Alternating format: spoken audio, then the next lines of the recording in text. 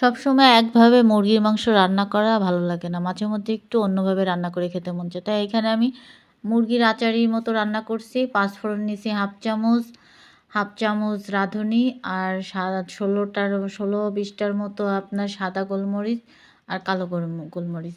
লবঙ্গ নিচ্ছি ৪-৫টা আর একটা এলাচ নিয়ে এখানে হালকা টেলে নিব।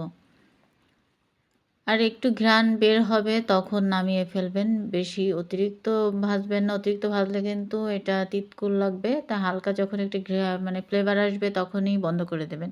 আর এই ওই কড়াইয়ের ভিতরেই আমি এখন তেল দিয়ে এটাকে ব্রেস্তা করে নেব। একটু ব্রেস্তা দেব। যেহেতু একটু আচার, আচার ভাব থাকবে এজন্য ব্রেস্তা করে নিছি। আর এখানে আপনি ১ চামচের মতো হলুদ, ১.৫ চামচ শুকনা মরিচের গুঁড়ো আর ১ চামচ জিরা গুঁড়ো নিছি। আর এখানে বেরেস্তাগুলো দিয়ে নিছি। আর এখানে ১ চামচ ২ চামচ আদা বাটা আর রসুন বাটা একসাথে বাটা ছিল সেটা দিয়ে নিছি। এখন এটাকে আমি ভালো করে ম্যারিনেট করে নেব। আর এখানে আমি 1/2 চামচের মতো গরম মশলা গুঁড়া দিছি। আর এখানে সরষের তেলটা 1/2 কাপের মতো দিছি। দিয়ে এখন এটাকে ভালো করে ম্যারিনেট করে নেব। ম্যারিনেট করে আপনি ১০-১৫ মিনিট রেখে দিলে ভালো হবে। এটাকে আমি ১০ মিনিটের মতো ম্যারিনেট করে নিছিলাম। আর এইখানে আমি কাঁচা পেঁয়াজ আর কাঁচামরিচ আস্ত আর ২টা তেজপাতা আর পেঁয়াজ দিয়ে নিছি, কয়েকটা রসুনের কোয়া নিছি। আর এইখানে আমি একটু শুকনা মরিচের গুঁড়াও দিছি, আবার আনাম শুকনা মরিচের কালারের জন্য শুকনা মরিচ ৪-৫টা শুকনা মরিচ নিছি। আর ওই টেলে নেওয়া যে মশলাগুলা টেলে নিছিলাম ওইগুলা দিয়ে এখন ভালো করে বেটে এটাকে আবার একটু মাখিয়ে রেখে দেব।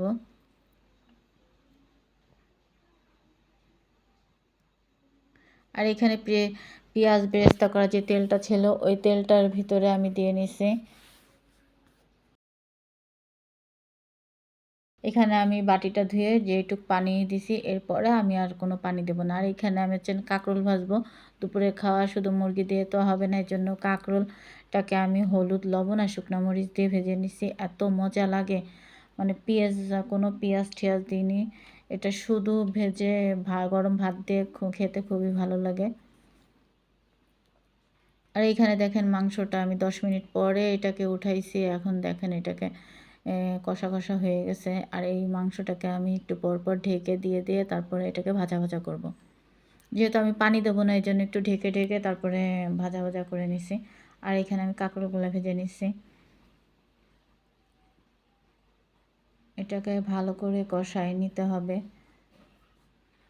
এরপর আমি সামান্য একটু তেলের ভিতরে আদা কুচি আর রসুন কুচিটা দিয়ে একটা মানে বাগারের মতো দিছি। এটাকে বাগারটা দিলে একটা ফ্লেভার আসে।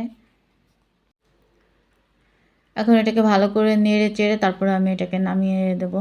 ভাজা ভাজা হয়ে গেছে দেখেন, একটা অন্যরকম একটা কালারটা অনেক সুন্দর আসছে আর একটা ফ্লেভার আসছে, আচার আচার একটা ফ্লেভার আসছে।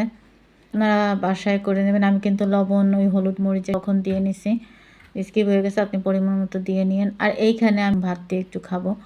আমি খাওয়ার আগে আমার মেয়ে হাঁ করতেছে যে আমাকে আগে দাও। ও বলছে যে অনেক মজা হয়েছে, এত মজা হয়েছে তা বলার মতো না। আপনারা বাসায় ট্রাই করে দেখবেন। আর আমার ভিডিওটি ভালো লাগলে লাইক কমেন্ট শেয়ার করে দেন। আল্লাহ হাফেজ, সবাই ভালো থাকবেন।